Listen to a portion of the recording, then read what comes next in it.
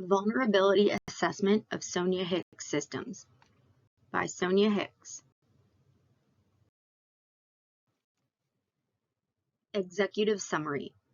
In this section, we will be going over a summary of my Greenbone scan report, a summary of my findings, the significance of those findings, and a technical summary. First, let's go over a summary of my scan report. The report provides a comprehensive summary of the scan results categorized by their severity levels. The scan was run on two hosts, my Windows server with the following IP address and the Linux server with the following IP address. The scan was run Friday, December 1st from 1757 UTC to Friday, December 1st, 1819 UTC.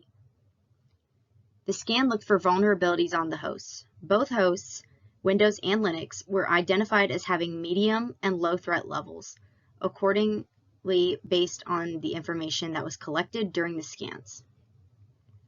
The analysis revealed one medium level issue on the Windows server and one medium level issue and one low level issue on the Linux server. There were no high level log or false positive issues identified during this scan. Let's go over a summary of the findings from my Windows server. For this host, the Greenbone scan revealed one notable finding. A medium threat vulnerability on port 443 TCP was discovered during the scan. The criticality rating given for this finding was medium 5.0, signifying a moderate risk to the security of this host. To mitigate the identified vulnerability, it is recommended to update the configuration of the services on the server to disallow the listed vulnerable cipher suites.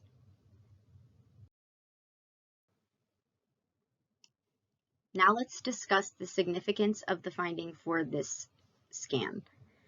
The Triple Data Encryption Standard, 3DES, encryption algorithm. So 3DES was once considered secure, but is now viewed as outdated and is considered a security weakness. This leads to a susceptibility to attacks. Due to advancements in security and computing, 3DES is now vulnerable to attacks, leveraging increased computing power. So according to industry best practices, we should be using secure, modern encryption algorithms rather than outdated ones like 3DES. The mitigation recommended is to reconfigure the firewall rules for port 443 to reject vulnerable cipher suites, and also to follow security best practices to align with the industry's current standards, ensuring the use of robust encryption algorithms.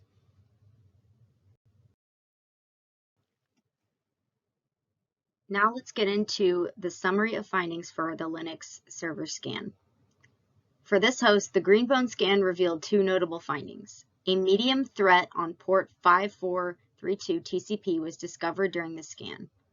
The scan identified weak SSL TLS cipher suites on port 5432, posing a potential security risk. The criticality rating for this finding was medium 4.3, signifying a moderate risk to the host. It is recommended that the service be reconfigured to block the specific weak cipher suite in order to resolve this issue. Now let's discuss the significance of this finding. The criticality assessment level was medium with a score of 4.3, indicating a significant security concern. We need to prevent exploitation. This vulnerability involves weak SSL TLS cipher suites. Addressing it prevents potential cryptographic attacks. Enhancing cryptographic strength. Improve overall resilience with strong cipher suites, and adopt up-to-date encryption algorithms. Mitigating risk of unauthorized access. We can protect against potential data breaches and ensure the confidentiality of transmitted data. Adhering to best practices. Align SSL TLS configuration with the industry standards and follow current cryptographic guidelines. Protecting against known vulnerabilities, guard against known security issues, and strengthen defenses against potential exploits. keep in compliance with best security practices, meet the security standards and regulatory requirements, and adhere to established security policies. Secure communication channels, safeguarding confidentiality and integrity, and using proactive security measures will reduce the risk of exploitation through timely remediation.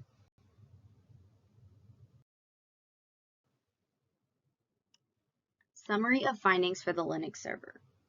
For the Linux host, the Greenbone scan revealed another notable finding. A low threat on general TCP was discovered during the scan. It was discovered that the host uses TCP timestamps on general TCP, potentially allowing for the computation of the host's uptime, which could potentially be exploited as a vulnerability.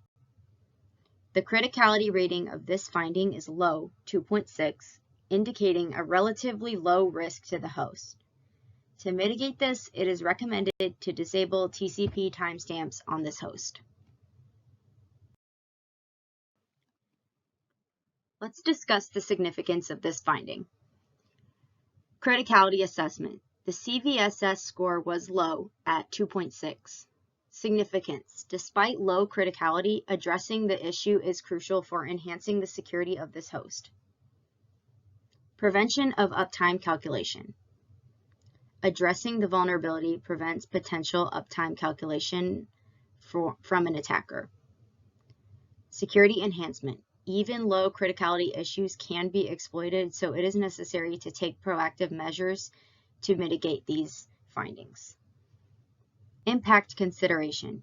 Security layers. Addressing low criticality issues adds layers to the overall security posture for the host. Risk reduction. Proactive resolution reduces the cumulative risk of potential exploits. A robust security approach. Preventing future threats. Addressing even low criticality vulnerabilities aligns with the proactive security posture. Mitigating risks before they are exploited contributes to the overall system resilience.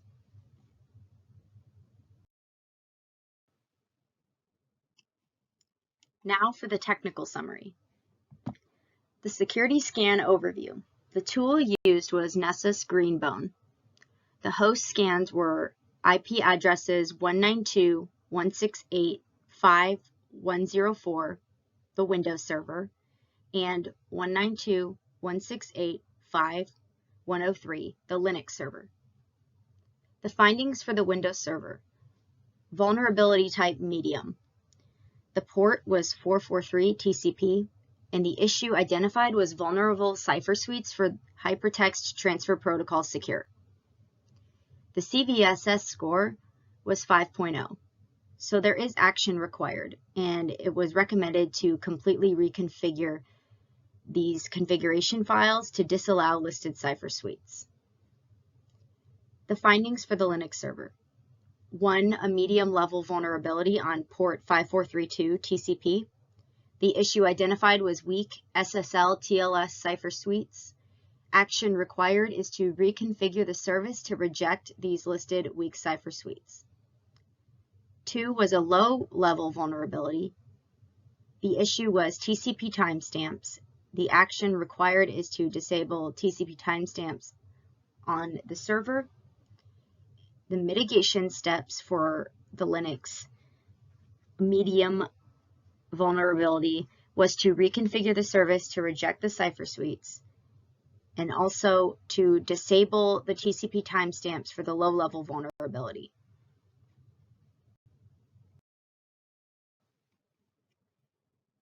Next, we will discuss the vulnerability ranking scale used by Greenbone. There is a summary, base score metrics, temporal score metrics, and of course the criticality levels.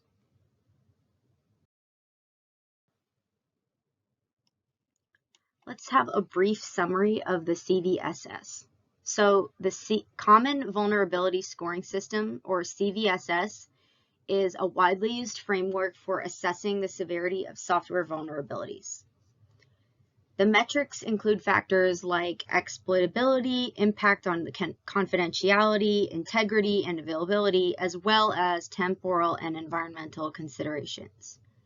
This scaling system helps companies prioritize repair activities according to the possible effect and risks associated with each vulnerability by offering a common means of communicating the severity and criticality of said vulnerabilities.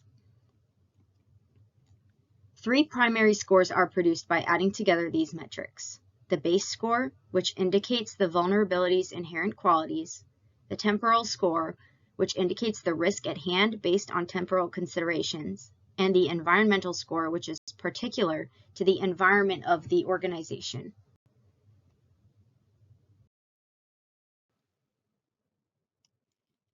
Let's go over the base score metrics. The metrics for assessing exploitability are attack vector, attack complexity, privileges required, user interaction, include access vector complexity, user interaction, necessary privileges, and ease of exploitation.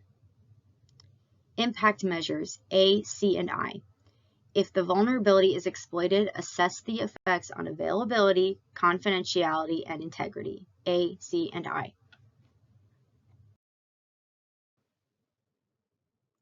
Temporal score metrics. Exploit code maturity, or E, indicates how advanced an exploit code or set of techniques has become. Remediation level, or RL, denotes the degree of maturity and accessibility of remediation strategies. Report confidence, or RC, indicates how certain one is that the vulnerability actually exists on the system. The metrics for the environmental score. The term collateral damage potential, or CDP, refers to the possibility of harming components in addition to the immediate target. Target distribution, or TD, indicates the percentage of systems in the environment that are susceptible to this vulnerability.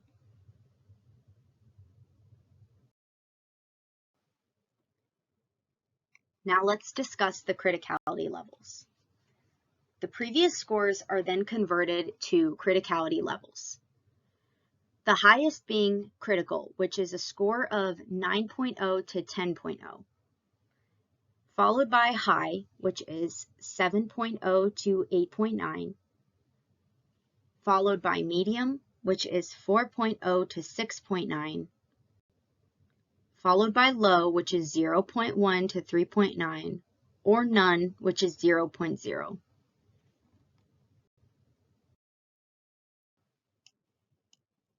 Annexes. In this section, we will go over the required services checklist, the Nmap scan results for Linux and Windows, and the Linux firewall and AppArmor verification, as well as references.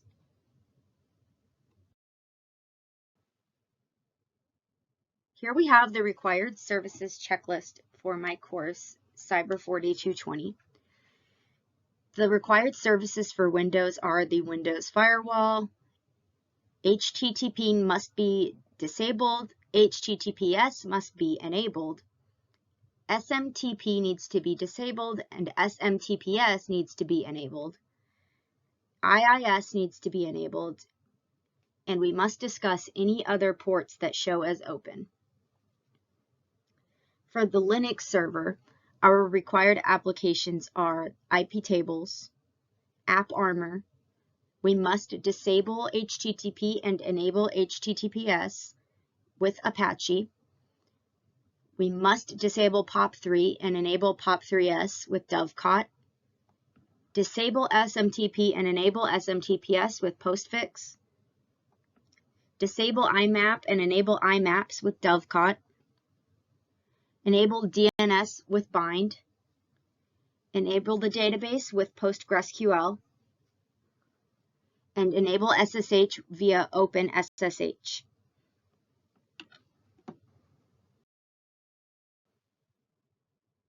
Now let's discuss the Nmap scan results for the Linux and Windows systems. Here are the Linux Nmap scan results for host 192.168.5.103. To the left, you can see a screenshot from NetLab where you can see all of the required services and their ports stating open on a ZenMap scan.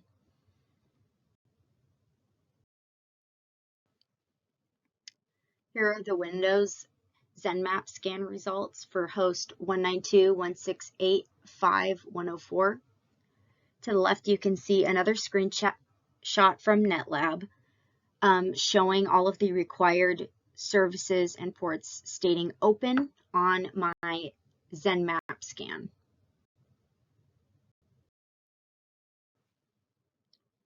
Finally, we have screenshots of my Linux firewall and AppArmor verification done via the command line on my Linux server. To the left, you can see the IP tables rules listed, and to the right, you can see the AppArmor verification.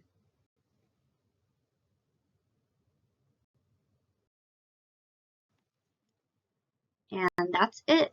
After this slide is my references, and thank you for watching my presentation. I hope you enjoyed it.